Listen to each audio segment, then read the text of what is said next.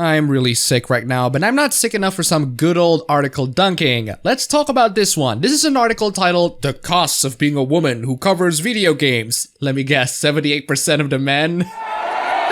Sorry. This article is pretty long because it's doing a retrospective of the past decade regarding women in gaming. Prepare thyself for a retrospective of the pettiest complaints that you'd expect from a gaming journalist. The article starts off by complaining that most of the popular games in the past decade weren't made by women, weren't about women, and were pretty limited to portraying a certain type of gruff macho man power fantasy. It then cited games like Call of Duty, which didn't have women in the multiplayer until 2013, despite proclaiming that it depicted modern warfare. Now hold on there, writer. We all know what the women would do when the mandatory drafting come in. Okay, that's my last sexist joke for this video. I just want to filter the joke police away. The writer even complained about games like Mass Effect. While it did allow you to play as either a man or a woman, the game just has a gender swap with no significant change. The writer continues by saying that the best known games of that era that forced you to play as women were gender swaps of more famous fictional men, citing Lara Croft as a sexier version of Indiana Jones,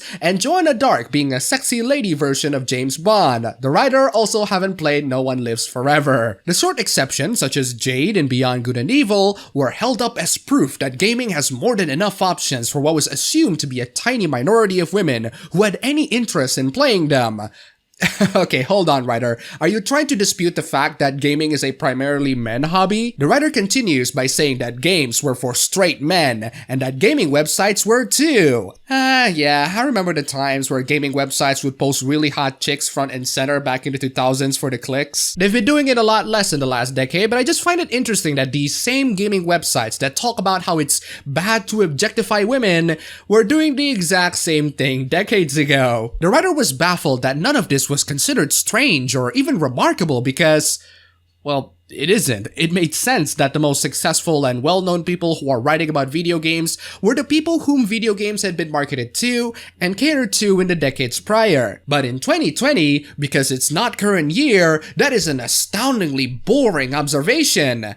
But that's a true statement though. Whether or not it's boring is just your opinion. 1 + 1 = 2 is a boring statement, but it's a true statement. And apparently making the statement in 2010 is considered bizarre, worthy of mockery, harassment, and even threats. The writer cited a review of Metroid Other M. Oh, you mean that Metroid game that was developed by Team Ninja, the ones who developed the Dead or Alive games. This is one of the very first few Metroid games that actually has more focus on storytelling, but considering that the writing is being handled by the same team who made Dead or Alive, that's like giving the rights for a Metal Gear Solid film to Uwe Ball. The writer is aware that the game is pretty much universally hated by Metroid fans. In 2019?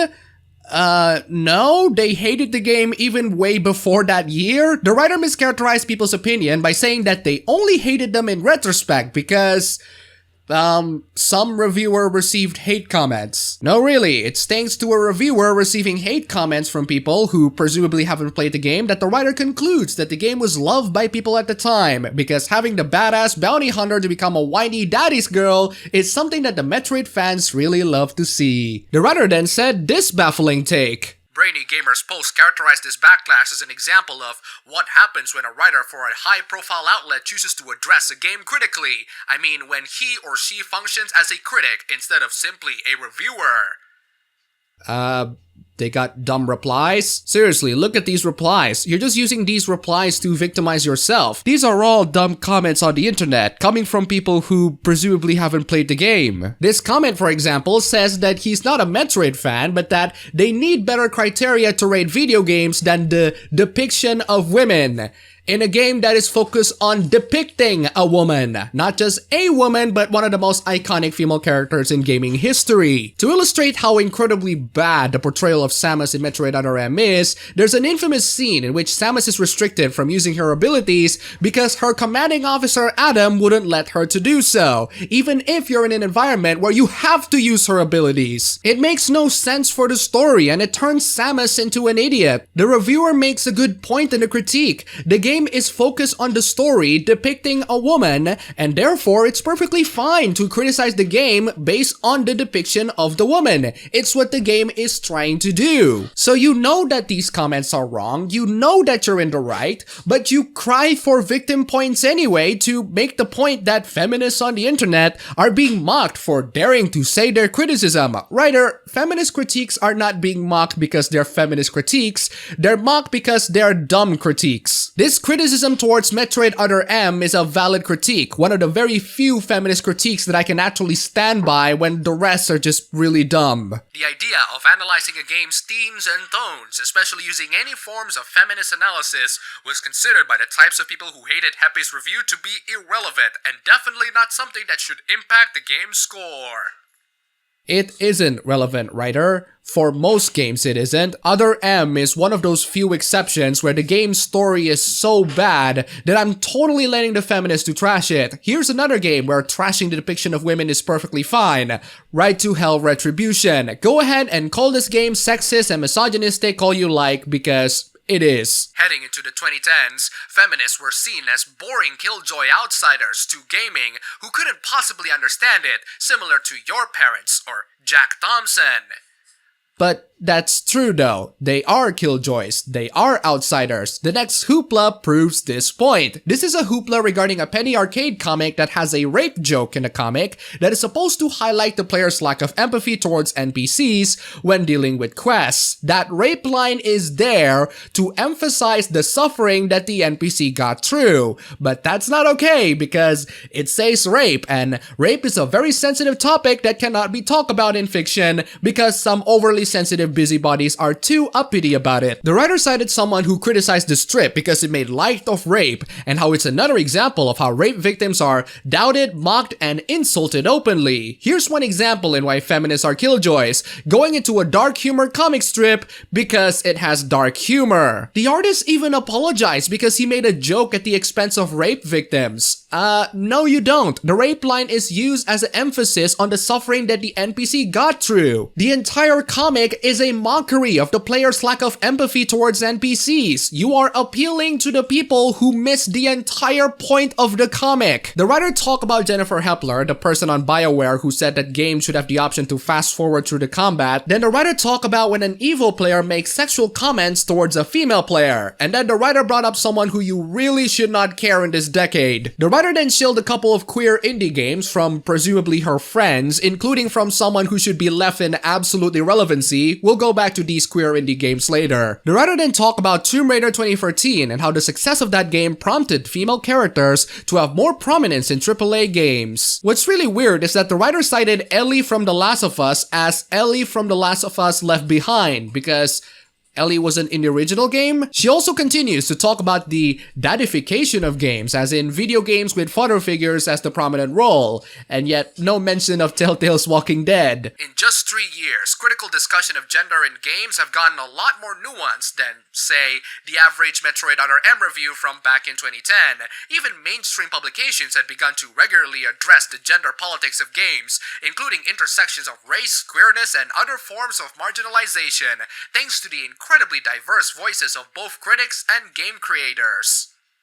I would also argue that these critical discussions are getting stupider and stupider as time went on, and thank you, writer, for proving my point in the next section. The writer talks about her own experiences of internet harassment early in the decade. She wrote an article in 2010 titled Gears of War 3, adding a female character. The article has the writer criticizing Gears of War 3 because there are no prominent female characters in the game.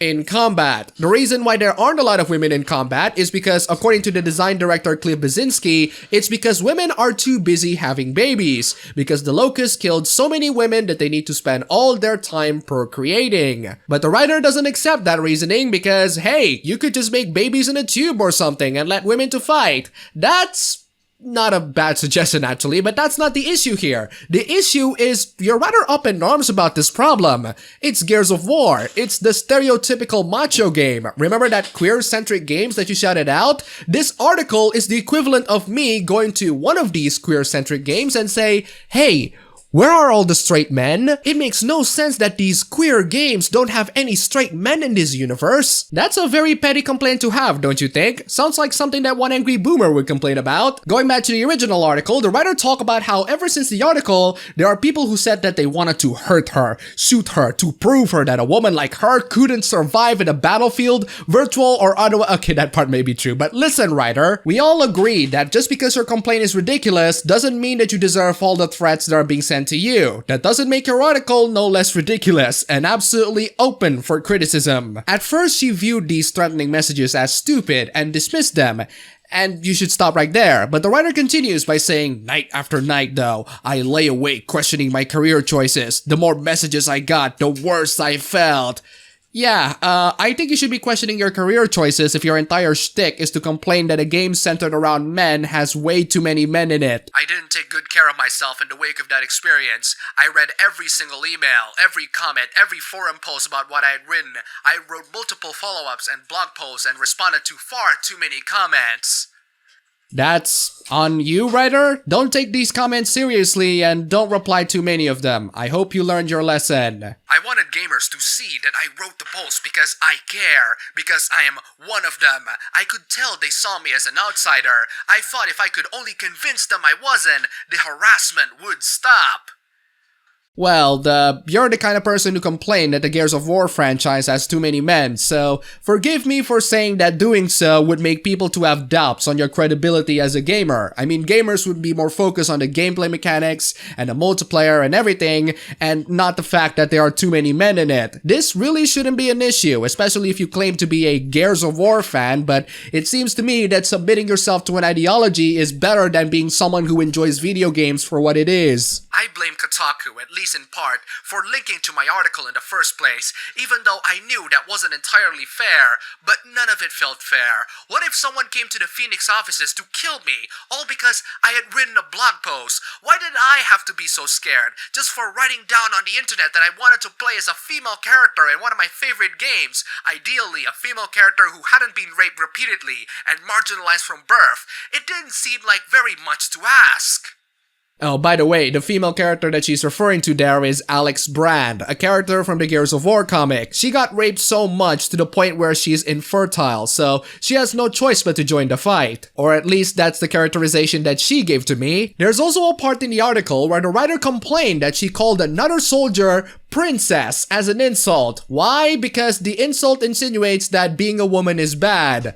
I'm surprised that you can complain about this with a straight face while also claiming that you're a fan of the Gears of War series. You can't say that you don't like objectification of women, but then also say that you're a fan of the Dead or Alive Extreme series. The writer then feels gratitude because Gears 5 in 2019 finally gave her the female protagonist that she wanted. A female protagonist that isn't playable until a couple of hours in the game, but hey, progress is progress, right? The past 10 years almost sound like a victory. If I just leave out how bad it felt to the experience. After all, it's normal to talk about gender in games now. It's not even that weird for a game to have a female lead. It's almost trendy. Congratulations, writer, you get what you wanted. You get more playable female characters, but at the cost that they would get chainsaw in half in the multiplayer. Be careful what you wish for. I can be jaded about that now because I recognize that the changes we've seen still haven't gone far enough, but in 2010, it would have blown my mind because all of that was impossible for me to imagine. Ah, yes, women in video games are very hard to imagine in 2010. If only in the previous decade we have games with female characters. The writer then talks about how thanks to their jobs, they got their life strength and how it's really hard to keep a healthy perspective when you're in that situation. Okay, writer, considering that you survived through this decade, maybe you should consider the fact that these threats are baseless and shouldn't be taken seriously. But then again, how else are you going to victimize yourself? The next paragraph highlights the amount of struggle that this writer has to go through. Prepare the violence, guys. Many of the people whose work influenced me the most in the early 2010s have left game journalism on the games industry. The ones who have stayed this whole time are not the same. Many have significantly scaled back their online presence. Over the past 10 years, the hottest gaming tips I learned from my peers were about how to delete my address and phone number from people finder websites. I have trained myself to close the tab when I've read too many cruel comments about myself. I have improved my reaction time at muting and blocking people on social media. Yes, you heard that right. Oh, the struggle of a modern-day journalist, closing the tab after reading too many cruel comments, the reaction time of you blocking and muting people on social media. Oh, the struggles. The part about deleting your address and phone number from people finder websites, that should be something that you do anyway, regardless of whether or not you're a journalist. She is still me though, and even now, I lie awake at night sometimes and wonder why I chose to do this, just as I used to wonder back then. I think about the people who quit, the ones who got driven out by hate mobs, lack of resources, or both, especially the ones whose work was much better and much bolder than mine. I think about how independent and diverse newsrooms help propel these changes, and how afraid I am of losing that. There's still so much left to do, and still so many bigots who wish more than anything for a return to a more exclusionary status quo. All I know is, I am not done yet. Yeah, well, good for you, writer. Stay strong against all the hate comments that you receive and will receive in the future because you're a game journalist on the internet who makes really awful takes. My god, this article, it's one hell of a pity party. Writing in video games as a woman is really hard, guys, because you get tons and tons of hate messages for writing petty and ridiculous articles that have the dumbest of criticisms. I'm going to accentuate the amount of threats that I receive so that I don't have to address any forms of criticisms. If you're not done on this, writer, then so do I. Here's to another decade of you people screeching into the void.